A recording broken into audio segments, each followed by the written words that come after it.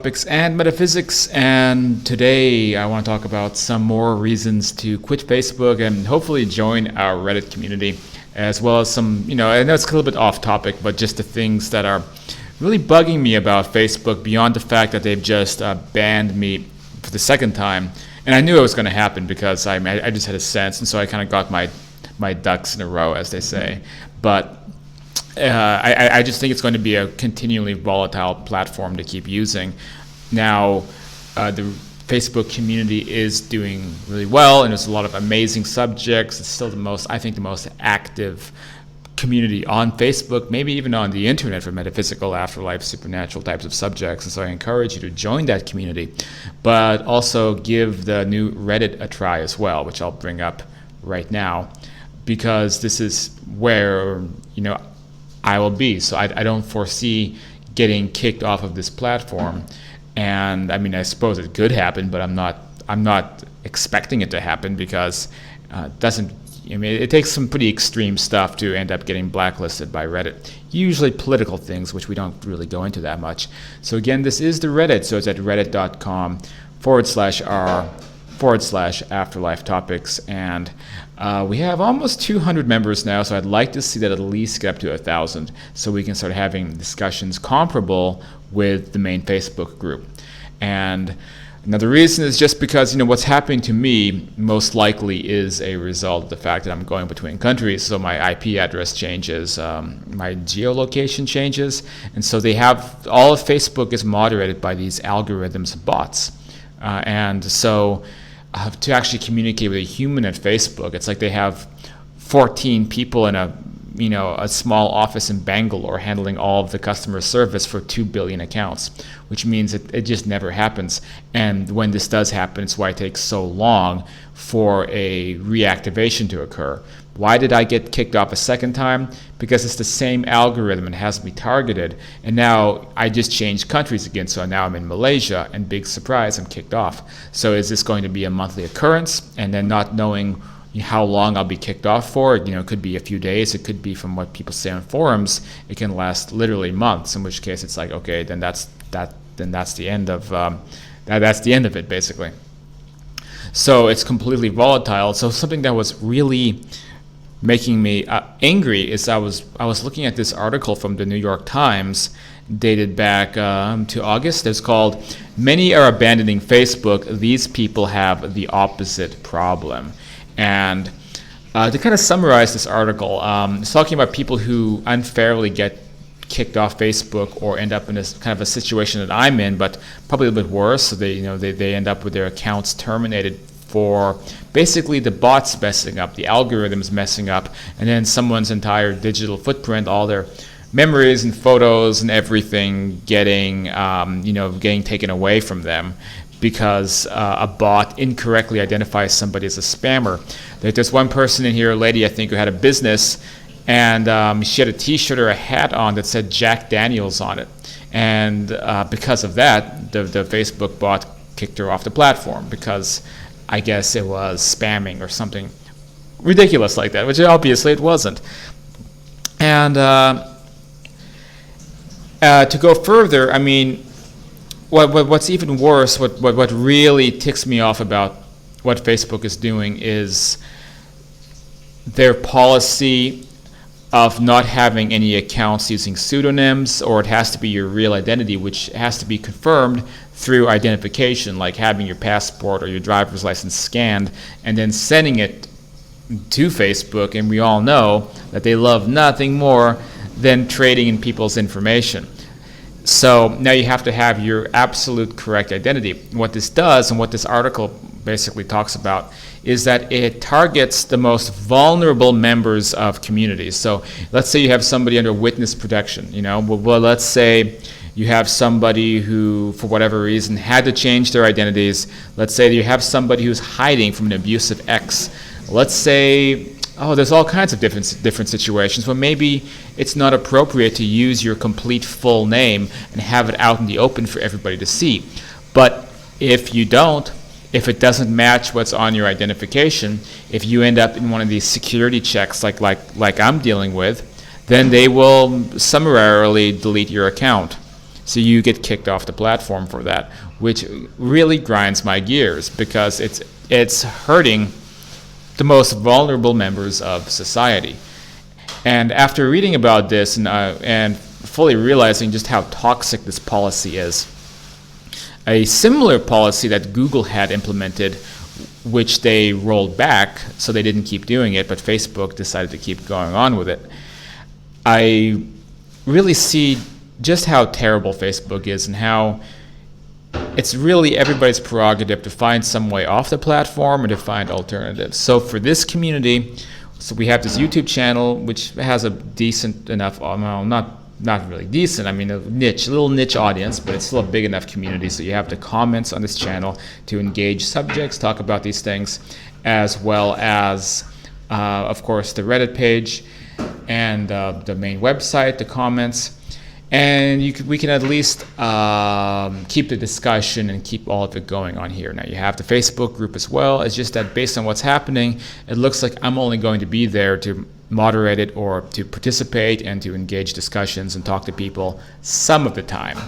At this rate, we're looking at maybe a week or two every month, or maybe 1 week out of the month, maybe 1 month out of the year. We don't know how long these bannings are going to last, so long as the eye of Facebook has its sight upon me. So again, if you want to engage with me, engage with these topics, you're going to have to go outside that platform. So that also leads me to more ways that things will be expanding. So we have the Reddit group. We'll be coming out with a podcast soon, which will be a nice way to expand into platforms like iTunes and things like that, which again would be a audio, non-visual method of discussing these topics. A little bit different, but mostly the same. But in this case, it's going to be downloadable. You can stick it in your...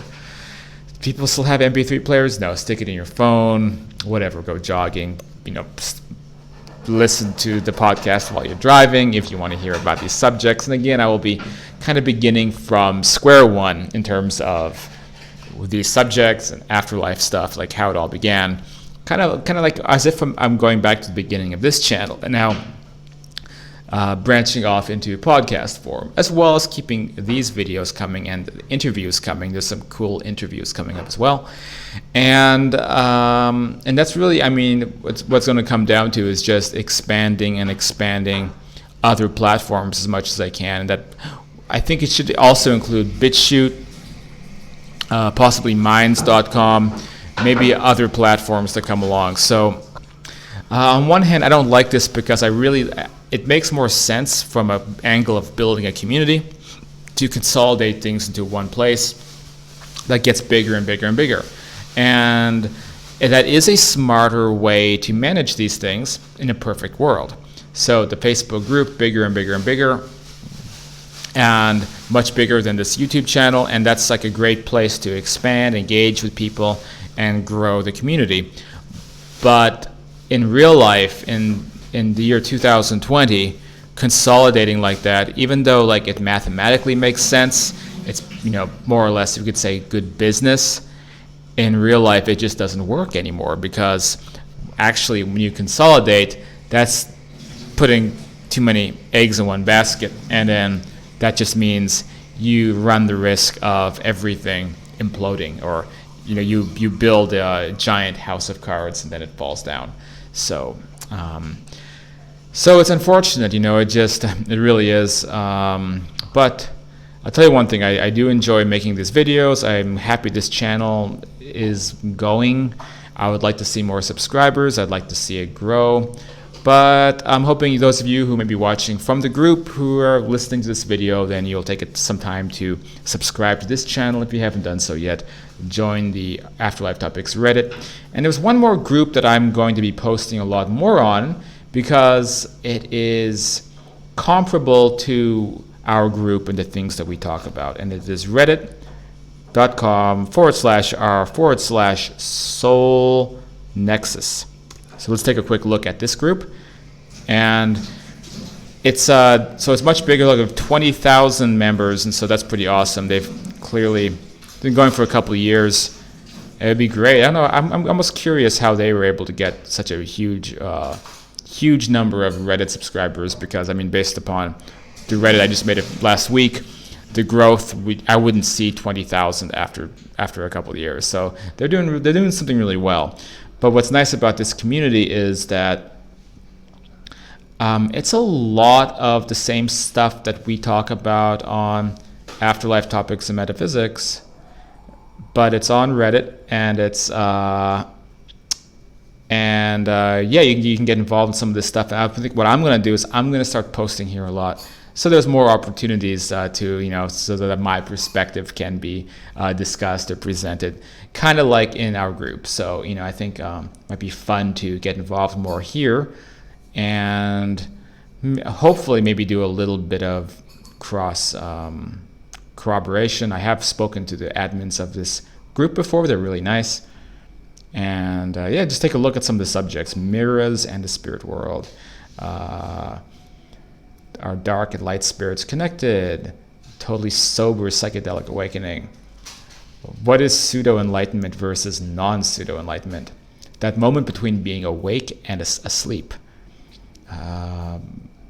Has anyone heard of this creature? Ooh, this looks fun.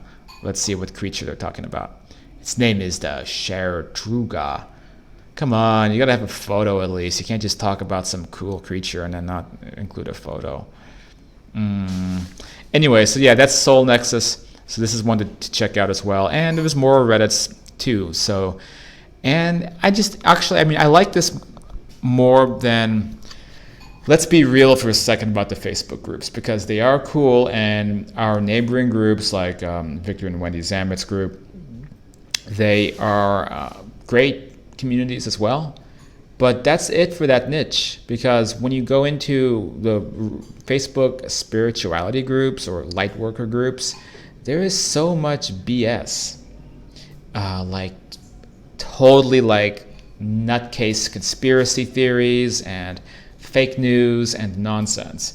And generally, I will find on the subreddits, it's just better managed, higher quality content, higher quality discussions than Facebook. And again, our community is kind of the exception to that, because we have high quality discussions and really cool stuff. But Reddit, it's just more normal, especially in these niche topics, or specifically these types of things. It's just better stuff.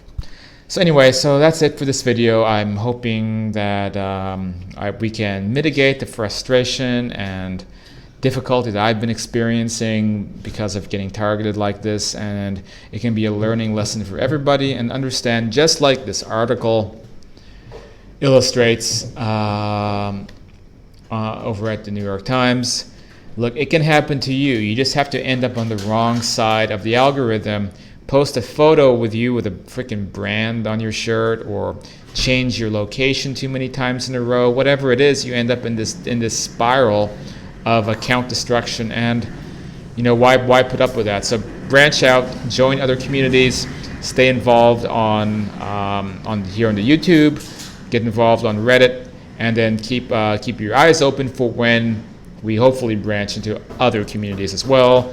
Maybe Minds, maybe some of these other video platforms. I don't know, but that's what it comes down to in the year 2020. Is, we can even say, kind of from a spiritual vantage point, I think I know Facebook has been trying to, well, at least Mark Zuckerberg has been claiming to be doing the right thing, and now trying to promote free speech and walk back some of his previous policies.